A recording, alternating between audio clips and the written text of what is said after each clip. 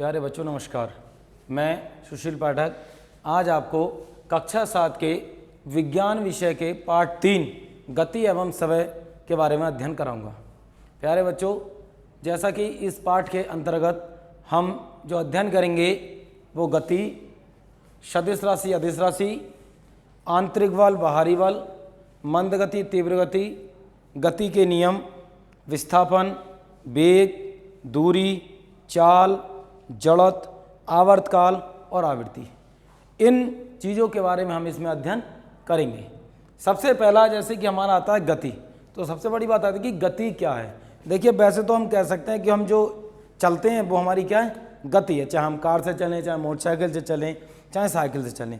परंतु यदि हम इसकी डेफिनेशन के तौर पे देखें तो हम कह सकते हैं कि जैसे जैसे समय बदलता है तो समय के साथ हमारा स्थान भी परिवर्तन होता है। हम जैसे कहीं जाते हैं तो मान लीजिए अभी तो हम कहीं पर हैं, आधा घंटे बाद कहीं है, 10 मिनट बाद कहीं है, 15 मिनट बाद कहीं है, तो हम कह सकते हैं कि समय के परिवर्तन के साथ जो हमारा स्थान परिवर्तन होता है वो जो क्रिया है वो हमारी गति कहलाती है। अगर सीधे सीधे डेफिनेशन तौर पर देखें तो समय के साथ स्थान परिवर्तन की क्रिया गति कहलाती है। क्या है? समय के साथ स्थान परिवर्तन की क्रिया गति कहलाती है। इसमें हम गति के लिए जो पढ़ेंगे तो गति जो है कई प्रकार की होती है। जैसे कि मैं आपको बता दे रहा हूं, इसमें मंद गति, तीव्र गति, मंद गति व तीव्र गति, मंद व तीव्र गति। उसके बाद है हमारी सरल रेखीय गति,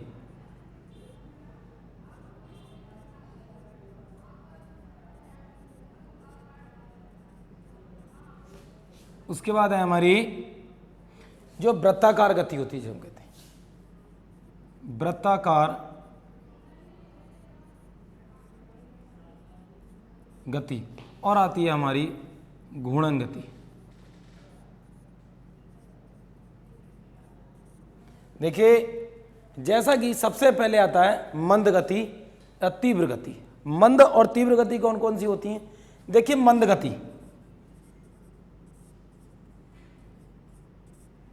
कमा तीव्र गति।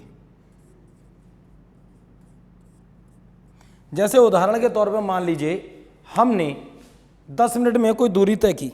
अब हम एक बार तो 10 मिनट में कितनी दूरी तय कर ली हमने? 10 मिनट में हमने दूरी तय कर ली कितनी? 10 किलोमीटर। और यदि हमने 10 मिनट में दूरी तय कर ली हमने कितनी? 15 किलोमीटर। यदि हम देखें तो हमने 10 मिनट में 10 किलोमीटर दूरी तय की और 10 ही मिनट में हमने कितनी दूरी तय कर ली? 15 किलोमीटर। अंतर कैसे आ गया? अंतर इसलिए आ गया कि जो हमने 10 मिनट में 10 किलोमीटर दूरी तय की थी उस समय हमारी चाल कैसी थी? धीमी थी। और 10 मिनट में हमने दूरी कितनी तय कर ली? 15 किलोमीटर। तो उस समय हमारी चाल कैसी थी? तेज थी। अर्थात जो दूरी हम कम चाल से यानी कि धीरे चलकर तय करते हैं वो हमारी कैसी गति कहलाती है? मंद गति कहलाती है। और जब हम कोई दूरी तेज चलकर तय करते हैं अर्थात उतने ही समय में कि हम अधिक दूरी तय कर लें और उतनी समय में कम दूरी, तो जो कम दूरी तय करते हैं उस समय हमारी चाल कैसी होती है? धीरे होती, धीमी होती है। अर्थात वो समय गति हमारी कैसी कहलाएगी? मंद गति कहलाएगी। और यदि हम उसी समय में उतने ही समय में अधिक दूरी तय कर लें तो उस समय हमारी चाल कैसी होगी? हमारी चाल तेज होगी। अर्थात हमारी जो गति होगी वो कैसी होगी? तीव्र गति होगी। तो मंद गति और तीव्र गति ये मैंने आपको बताया। उसके बाद आता है हमारा दूसरा सरल रेखीय गति। कौन सा होता है हमारा? सरल रेखीय गति। सरल रेखीय गति, सरल रेखी, जैसे हम लोग मैथ पढ़ रहे हैं तो हम जानते हैं कि सरल रेखा क्या होती है? सरल रेखा ये एक सीधी लाइन है, ये क्या है हमारी? सरल रेखी। क्या चीज़ है? ये हमारी सरल रेखा। अर्थात इसी प्रकार जैसे ये एक सरल रेखा है उसी प्रकार गति है। जो गति हम एक सीधी दिशा में, बिल्कुल हमें इधर उधर मुड़ना नहीं है, बिल्कुल सीधी दिशा में चलना है, तो वो गति हमारी कौन सी कहलाती है? सरल रेखीय गति। जो हम बिल्कुल एक सीधे सरल रेखा बिल्कुल सीधी एक लाइन में तय करते हैं, एक सीध में जाते हैं, एक ही दिशा में तय करते हैं, वो क्या कहलाती है? हमारी सरल रेखीय गति। ठीक, उसके बाद गति आती है हमारी वृत्ताकार गति। उसके बाद क्या आती है हमारी? वृत्ताकार गति।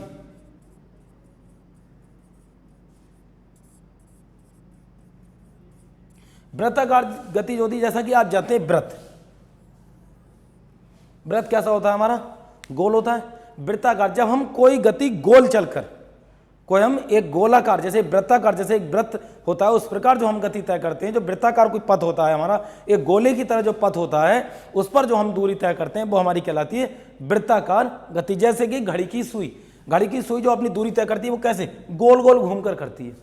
कैसे तय करती है, गोल गोल घूमकर। अर्थात जो गति हम वृत्ताकार पथ पर करते हैं, वृत्ताकार मतलब वृत्त कहता है सर्किल, जैसे इंग्लिश में बोलते हैं सर्कल, ठीक। तो जो दूरी हम एक वृत्ताकार जैसे एक सर्किल के तौर पर, जैसे वृत्ताकार पथ हो, मतलब हमारा पूरा वृत्त की तरह पथ हो, उस पर जो दूरी तय करते हैं वो क्या कहलाती है, हमारी है वृत्तीय गति या वृत्ताकार गति। उसका उदाहरण मैंने आपको बताया, जैसे घड़ी की सुई जो है पूरी दूरी तय करती है, वो कैसी क्या करती है, वृत्ताकार पथ पर। तो वो जो उसकी जो गति हो गई वो कैसी हो गई, वृत्ताकार गति। उसके बाद आता है हमारा घूर्णन गति। घूर्णन गति क्या होती है हमारी,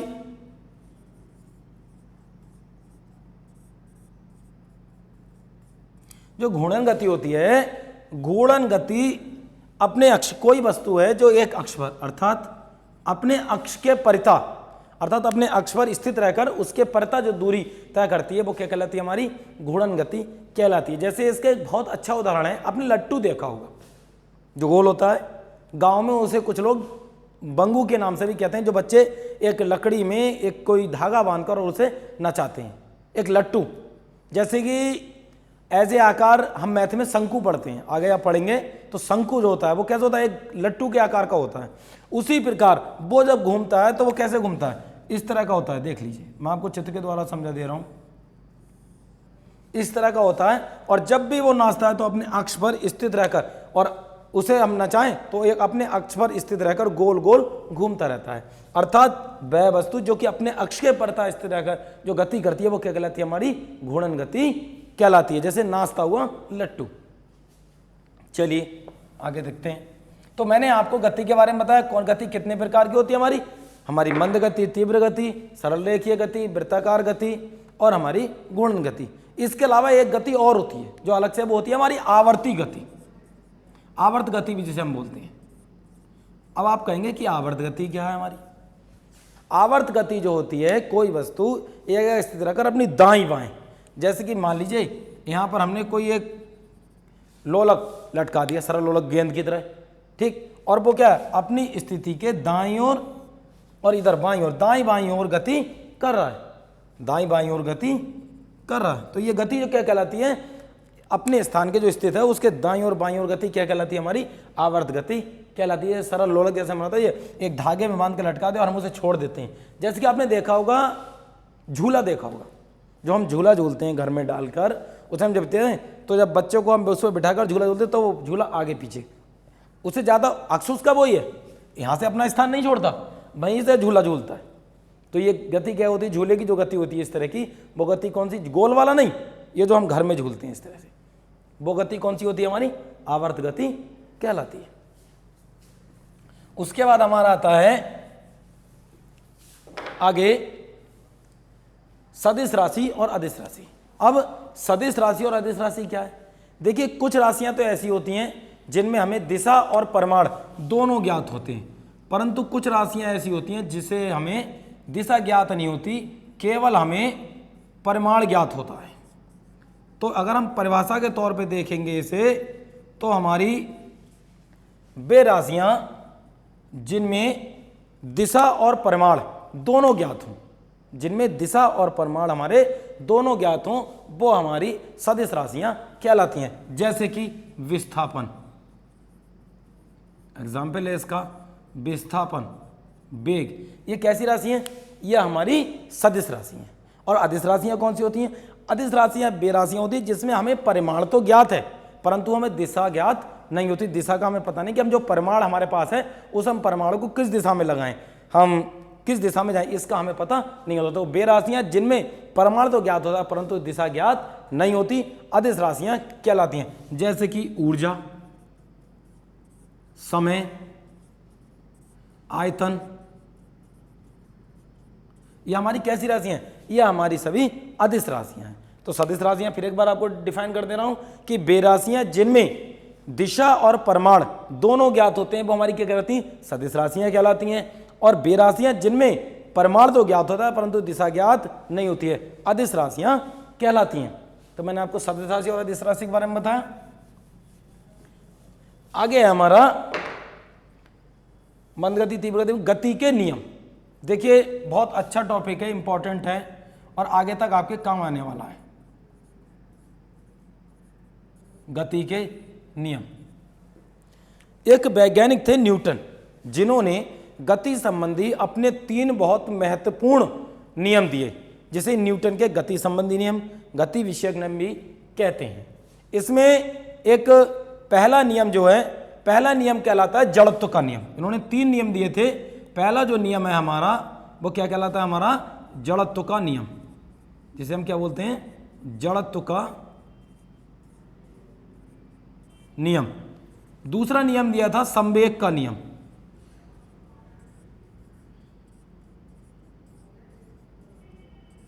और तीसरा नियम था क्रिया प्रतिक्रिया का नियम।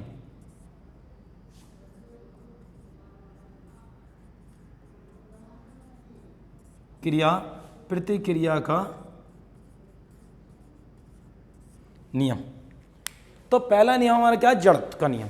इसके साथ साथ जड़त्व का नियम जो हम पढ़ रहे हैं, तो इसके साथ साथ मैं आपको जड़त्व के बारे में बता दे रहा हूं कि जो हमारा जड़त्व है वो क्या चीज है। देखिए जड़त्व, जैसा कि इससे सपोज पता लग रहा है जड़, चाहे वो किसी वृक्ष की हो, चाहे वो किसी मकान की हो, अथवा किसी और वस्तु की। जड़त्व का नियम जो क्या है, जड़त्व क्या है, जैसे मान लीजिए यदि कोई व्यक्ति खड़ा हुआ है और उसे अचानक धक्का दिया जाए तो वो एक साथ नहीं चल सकता, गिर जाता है। क्यों? जड़त्व के गुण के कारण। यदि हम इसे डिफाइन करें तो उदाहरण, इसकी परिभाषा के तौर पे हम कह सकते हैं कि जड़त्व जो है वो किसी वस्तु का वह गुण है जो उस वस्तु की अवस्था परिवर्तन का विरोध करता है।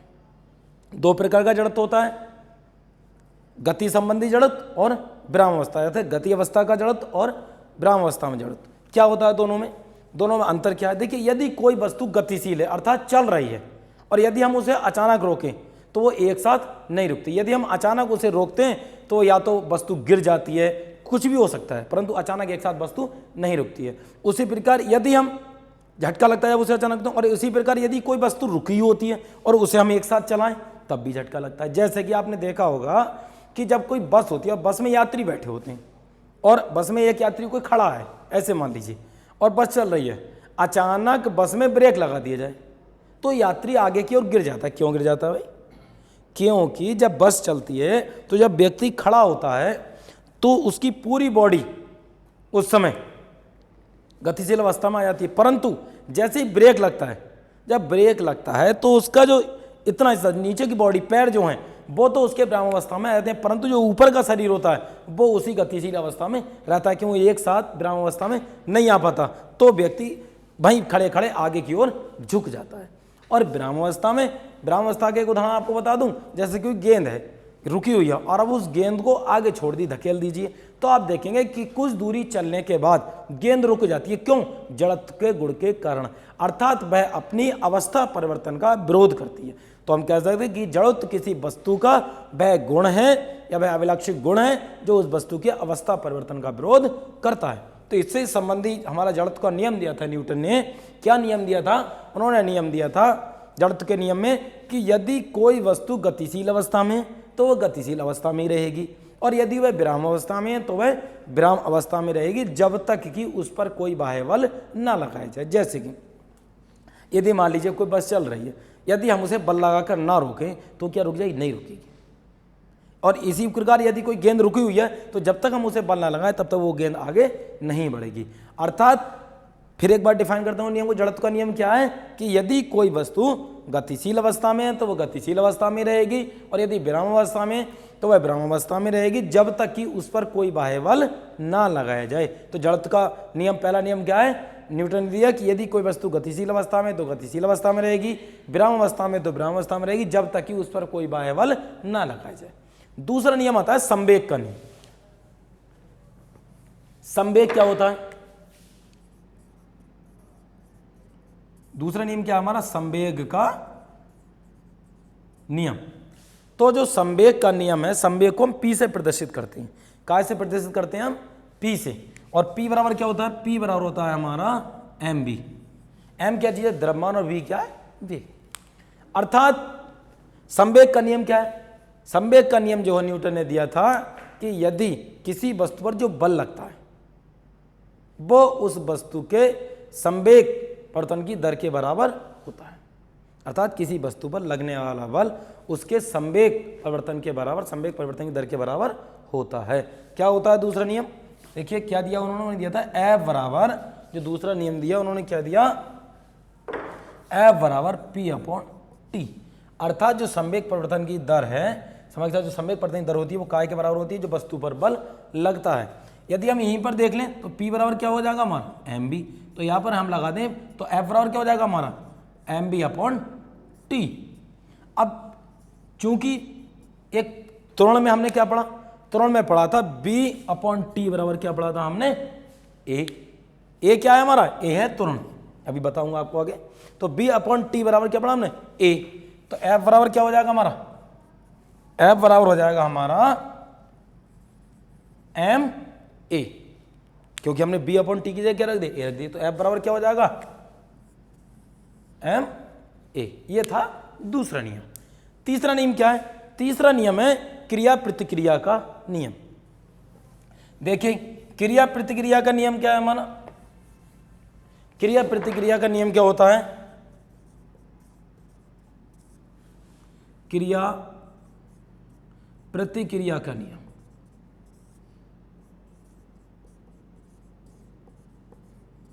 क्रिया प्रतिक्रिया का नियम क्या है, क्रिया प्रतिक्रिया का नियम यह है जब हम किसी वस्तु पर जितना बल लगाते हैं, किसी वस्तु के साथ जितना कार्य करते हैं, वो वस्तु भी हमारे साथ उतना ही कार्य करती है।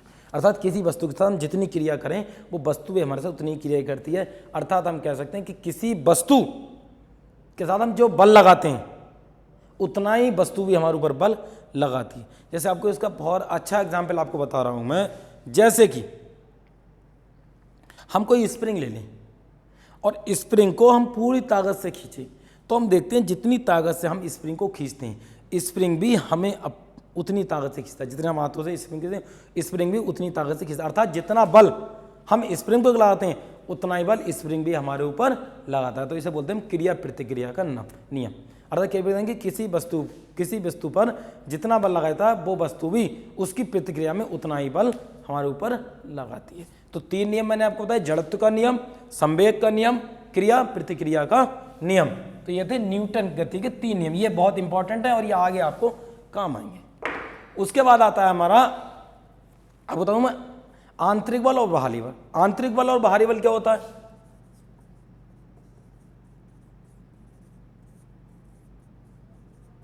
आंतरिक बल बाहरी बल। अब आंतरिक बल और बाहरी बल क्या चीज है, देखिए आंतरिक बल, अभी मैंने आपको क्रिया प्रतिक्रिया का नियम बताया इसलिए मैं आपको यहीं पे आंतरिक बल और बाहरी बल बता दे रहा हूं। मैंने अभी आपको बताया था कि जैसे हमने कोई स्प्रिंग खींचा तो हम स्प्रिंग खींच रहे हैं, अर्थात स्प्रिंग पर हम बल लगा रहे हैं, उतनी ताकत से स्प्रिंग भी हमारे ऊपर बल लगा रहा है और स्प्रिंग अंदर की ओर अपने को खींच रहा है और हम स्प्रिंग को बाहर की ओर खींच रहे हैं। अर्थात वह बल जो वस्तु द्वारा हमारे ऊपर लगाया जाता है, वह बल जो वस्तु द्वारा हमारे ऊपर लगाया जाता है वो बल क्या कहलाता है, वो कहलाता है हमारा आंतरिक बल। और जो बल हमारे द्वारा वस्तु पर लगाया जाता है वो क्या कहलाता है हमारा बाहरी बल। यहीं पे क्रिया प्रतिक्रिया साथ ही मैंने आपको बता दिया कि वह बल जो वस्तु द्वारा हमारे ऊपर लगाया जाता है वो क्या कहलाता है हमारा आंतरिक बल, और जो बल हम वस्तु के ऊपर लगाते हैं वो क्या कहलाता है हमारा बाहरी बल। तो आंतरिक बल और बाहरी बल, इसके बारे में मैंने आपको बताया। अब आगे आता है हमारा विस्थापन।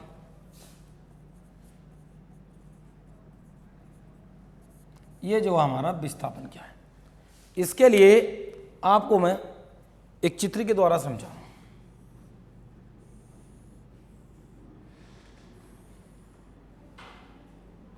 A B C D, मान लीजिए यह है हमारी 4 मीटर और यह है हमारी 3 मीटर।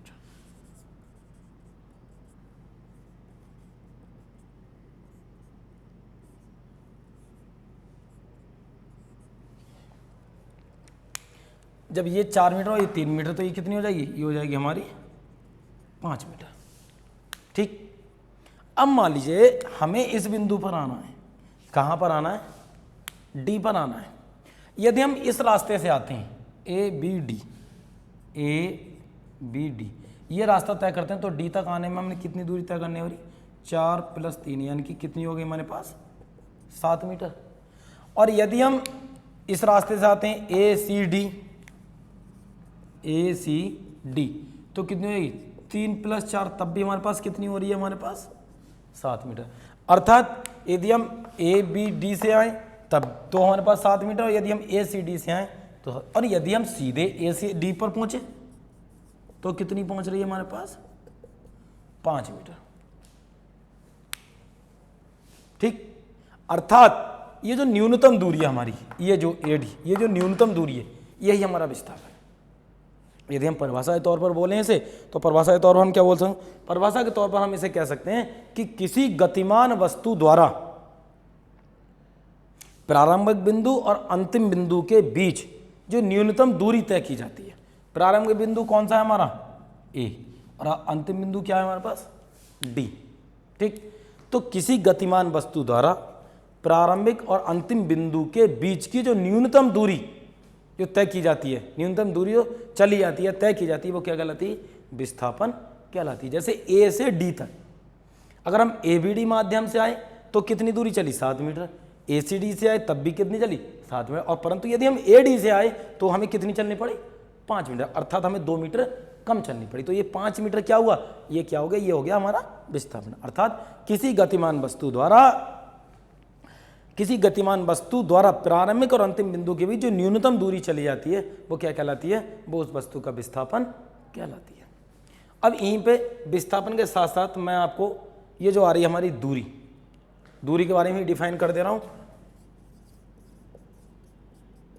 और किसी गतिमान वस्तु द्वारा जो संपूर्ण अंतिम और प्रारंभिक बिंदु के बीच जो संपूर्ण दूरी चली जाती है वो क्या कहलाती है हमारी, वो कहलाती है हमारी दूरी। अर्थात ये जो संपूर्ण लंबाई, जैसे ये ए बी डी कितनी, 7 मीटर, तो ये 7 मीटर क्या हो गई, ये 7 मीटर हो गई हमारी दूरी। ये विस्थापन नहीं है, ये क्या हो गई, दूरी। अर्थात प्रारंभिक और अंतिम बिंदु के बीच जो गतिमान वस्तु है संपूर्ण लंबाई जो चली गई वो क्या कहलाई गई, हमारी दूरी। और जो न्यूनतम प्रारंभिक और अंतिम बिंदु पे जो न्यूनतम दूरी चलेगी वो क्या कहलाई, हमारी विस्थापन। अर्थात हम परिभाषा के तौर पर बोलें, फिर बोल दो एक बार, कि किसी गतिमान वस्तु द्वारा प्रारंभिक और अंतिम बिंदु के बीच चली गई न्यूनतम दूरी क्या कहलाती है, विस्थापन। और किसी गतिमान वस्तु द्वारा प्रारंभिक और अंतिम बिंदु के बीच चली गई संपूर्ण लंबाई, न्यूनतम लंबाई क्या कहलाती है, विस्थापन। न्यूनतम लंबाई क्या कहलाती है, विस्थापन। अर्थात किसी गतिमान वस्तु द्वारा प्रारंभिक और अंतिम बिंदु के बीच जो न्यूनतम लंबाई चली जाती है वो क्या कहलाती है, विस्थापन। और जो संपूर्ण लंबाई हो, प्रारंभिक और अंतिम बिंदु के बीच वस्तु द्वारा चली गई संपूर्ण लंबाई क्या कहलाती है, दूरी कहलाती है। ठीक, तो मैंने आपको विस्थापन और दूरी के बारे में बताया। अब आता है हमारा वेग। वेग क्या है, ये क्या है हमारा वेग। तो वेग क्या चीज है, वेग जो डिपेंड करता है वो विस्थापन के ऊपर डिपेंड करता है। अर्थात यदि हम वेग की परिभाषा बोलेंगे, इसे हम v द्वारा प्रदर्शित करते हैं। काय के द्वारा प्रदर्शित करते हैं, v के द्वारा। काय के द्वारा, v के द्वारा प्रदर्शित करते हैं इसे। ठीक, v के द्वारा प्रदर्शित करते हैं। तो क्या है कि किसी वस्तु द्वारा एकांक समय में तय किया गया विस्थापन, किसी वस्तु द्वारा एकांक समय में तय किया गया विस्थापन। अर्थात कोई वस्तु एकांक समय जितनी विस्थापित होती है, तो किसी वस्तु द्वारा एकांक समय में तय किया गया विस्थापन, किसी वस्तु द्वारा एकांक समय में तय किया गया विस्थापन क्या कहलाता है, वस्तु का वेग कहलाता है। अर्थात यदि हम v बराबर निकाल देंगे तो निकाल देंगे d/t। यहाँ पर v क्या हो गया हमारा वेग, d क्या हो गया हमारे पास विस्थापन, और t हमारे पास क्या हो गया समय। अर्थात किसी वस्तु द्वारा एकांक समय में जो विस्थापन तय किया जाता है उसे क्या कहते हैं, वेग कहते हैं। अर्थात कोई वस्तु एकांक समय जितनी विस्थापित होती है, जितना उसका विस्थापन होता है वो क्या कहलाता है, हमारा वेग कहलाता है। इसका जो मात्रक होता है, जैसे कि अगर हम मात्रक निकालें तो मात्रक निकालने की क्या तरकीब है, विस्थापन का मात्रक क्या होता है हमारा मीटर, और समय का मात्रक क्या होता है हमारे पास सेकंड। अर्थात यदि हम इसका मात्रक देखेंगे तो मात्रक बनेगा इसका मीटर प्रति सेकंड। ये क्या बन गया हमारा मीटर प्रति सेकंड। अर्थात वेग क्या है, कोई वस्तु एक अंक समय जितनी विस्थापित हुई अर्थात उसका जो विस्थापन तय किया था उसके द्वारा वो क्या कहलाता है, वेग कहलाता है। अर्थात वेग बराबर होता है विस्थापन बटे समय, अर्थात इसका मात्रक जो होता है वो क्या मीटर प्रति सेकंड। चलिए आगे है हमारा दूरी आपको बता दी, वेग बता दी। अब आता है हमारा चाल। ये चाल क्या है, देखिए कोई भी वस्तु एक निश्चित समय में जितनी दूरी तय करती है वो उसकी क्या कहलाती है, उसकी चाल कहलाती है। जैसे मान लीजिए किसी वस्तु ने, मान लीजिए 1 घंटे में उसने 20 किलोमीटर चली, कोई वस्तु 1 घंटे में 20 किलोमीटर गई तो उसकी चाल क्या होगी 20 किलोमीटर प्रति घंटा। अर्थात वो वस्तु 1 घंटे में कितनी किलोमीटर गई 20 किलोमीटर। अर्थात वो उसकी एक निश्चित समय होगी कि 1 घंटे में ये भाई कितनी जाती है, भाई 20 किलोमीटर जाती है। अर्थात उस वस्तु की चाल क्या हो गई 20 किलोमीटर प्रति घंटा। तो हम कह सकते हैं कि किसी वस्तु द्वारा एकांक समय में, एक निश्चित समय में तय की गई दूरी उसकी चाल कहलाती है। अर्थात चाल बराबर क्या होता है, चाल बराबर होता है हमारा दूरी बटे समय। ठीक, दूरी को हम चाल को काय से प्रदर्शित करते हैं, बी से प्रदर्शित करते हैं। तो बी बराबर, और दूरी को डी से और समय को टी से। अर्थात चाल को क्या बोलेंगे, किसी वस्तु द्वारा एकांक समय में या एक निश्चित समय में तय की गई दूरी क्या कहलाती है, उसकी चाल कहलाती है। यहाँ भी देखिए मात्रा किसका निकालें तो दूरी का मात्रा कितना होता है मीटर, और समय का कितना होता है सेकंड। तो चाल का मात्रा क्या हो जाएगा हमारे पास,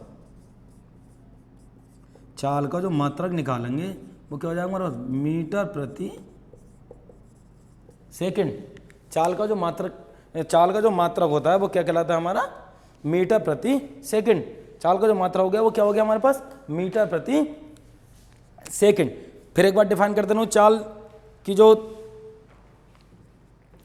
परिभाषा है उसे एक बार फिर डिफाइन कर दे रहा हूं कि किसी वस्तु द्वारा एक निश्चित समय में तय की गई दूरी उसकी चाल कहलाती है, जिसका मात्रा क्या होता है मीटर प्रति सेकंड। ठीक, चलिए चाल के बराबर बाद में क्या था जड़त्व। जड़त्व मैंने आपको न्यूटन के प्रथम नियम जड़त्व का नियम बताते समय बता दिया। अब आता है आवर्तकाल। आवर्तकाल क्या चीज है हमारी, आवर्तकाल क्या चीज है, देखिए आवर्तकाल जो है, आवर्तकाल हमारा क्या कहलाता है, आवर्तकाल जो है वो हमारा गति से संबंधित है। अर्थात जैसे चाहे वो गति वृत्ताकार रही हो, सरल रेखीय रही हो, या हमारी आवर्ती गति रही हो। आवर्तकाल जो है वो आवर्ती गति पर ज़्यादा डिपेंड करता है। अब देखिए कोई वस्तु है हमारा, चाहे वो आवर्ती गति कर रही है, चाहे वो वृत्ताकार गति कर रही है, चाहे सरल रेखीय गति कर रही है, किसी वस्तु द्वारा अपना एक चक्कर पूरा करने में, अगर कंपन कर रही है तो एक कंपन पूरा करने में, और यदि दोलन कर रही है तो एक दोलन पूरा करने में जितना समय लगता है वो उसका क्या कहलाता है, वो उसका आवर्तकाल कहलाता है। जैसे मान लीजिए कोई वस्तु है हमारी, ठीक, हमने लिया उसे, जैसे सरल लोलक है, हमने एक गेंद को उसे लटका दिया। अब गेंद को हमने लटका दिया और हमने उसे एक साइड ले जाके छोड़ दिया, एक साइड ले जाके हमने उसे छोड़ दिया। हमने क्या किया, यहाँ पर एक साइड ले जाके हमने उसे छोड़ दिया। ठीक, अब ये इसका एक चक्कर कब पूरा माना जाएगा, जैसे मान लीजिए हमने ये बिंदु हो गया O, इसे मान लिया A और इसे मान लिया B। अब ये O से हमने A पे ले जाकर छोड़े, A से O पे आएगा और O से फिर कहाँ जाएगा B, और B से फिर कहाँ आएगा O पर, तब इसका एक चक्कर पूरा माना जाएगा। अर्थात हमने O से ले जाकर कहाँ छोड़ दी A पर, और A से फिर वापस O पर आई, O से फिर कहाँ गई B पर, और B से फिर वापस O पर आई, तब उसका एक चक्कर पूरा माना जाएगा। अर्थात किसी वस्तु द्वारा या एक दोलन पूरा माना है, क्योंकि दोलन यहाँ पर सरल लोलक है तो इसका क्या कहलाएगा ये दोलन। अर्थात किसी वस्तु या लोलक, इसके लोलक द्वारा जो एक दोलन होगा, अर्थात किसी वस्तु द्वारा एक दोलन पूरा करने में जो समय लगता है उसे उसका आवर्तकाल कहते हैं। या किसी वस्तु द्वारा कोई वृत्ताकार गति करे तो उसके बोलेंगे किसी वस्तु द्वारा एक चक्कर पूरा करने में जितना समय लगता है वो उसका आवर्तकाल कहलाता है। यदि कंपन करने वाली वस्तु है तो किसी वस्तु द्वारा एक कंपन पूरा करने में जितना समय लगता है वो उसका आवर्तकाल कहलाता है। जैसे कि ये मैंने आपको बताया, एक एग्जाम्पल आपको और बता रहा हूँ, जैसे घड़ी की सुई है हमारी, घड़ी की सुई जो होती है सेकंड वाली सुई अपने एक चक्कर पूरा करती है।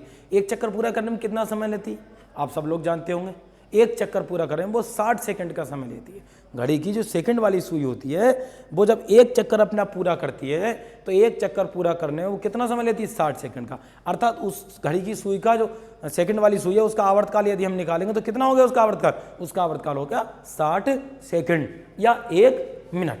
ठीक, वो जो लेती है अपना, वो जो अपना समय लेती है वो क्या कहलाता है, हमारा आवर्तकाल कहलाता है। तो हमने बताया आवर्तकाल को जो लिख सकते हैं उसे हम क्या लिख सकते हैं, t = 1/n। t क्या है, हमारा आवर्तकाल है, ये क्या है हमारी आवृत्ति। ठीक, अर्थात आवृत्ति के यहां पे एक तरह से n क्या होगी, ये संख्या होगी, ये हमारी संख्या होगी भी, तभी तो निकालेंगे। मान लीजिए कोई वस्तु एक चक्कर पूरा करने में मान लीजिए 2 मिनट का समय ले रही है, अब उसने चक्कर कितने लगाए 10, तो हम कैसे निकालेंगे 10 × 2 अर्थात कितने मिनट हो गए भाई, एक वस्तु एक चक्कर पूरा करने में 2 मिनट का समय ले रही है, चक्कर कितने लगा रही है वो 10, तो कितने समय ले 10 दूनी 20 अर्थात 20 मिनट। कैसे निकाला, क्योंकि हमारे पास चक्रों की संख्या भी होना आवश्यक है। अब इसका जो मात्रक होता है, इसका मात्रक बच्चों सेकंड भी हो सकता है, मिनट भी हो सकता है और घंटा भी हो सकता है। अर्थात इसका जो आवर्तकाल का मात्रक है वो सेकंड भी हो सकता है, मिनट भी हो सकता है और घंटा भी हो सकता है। तो आवर्तकाल क्या चीज़ है हमारी, कि किसी वस्तु द्वारा एक दोलन करने में या एक चक्कर पूरा करने में जो समय लगता है उसे क्या कहते हैं, हम आवर्तकाल कहते हैं। चलिए अब देखते हैं आवृत्ति। आवृत्ति क्या है,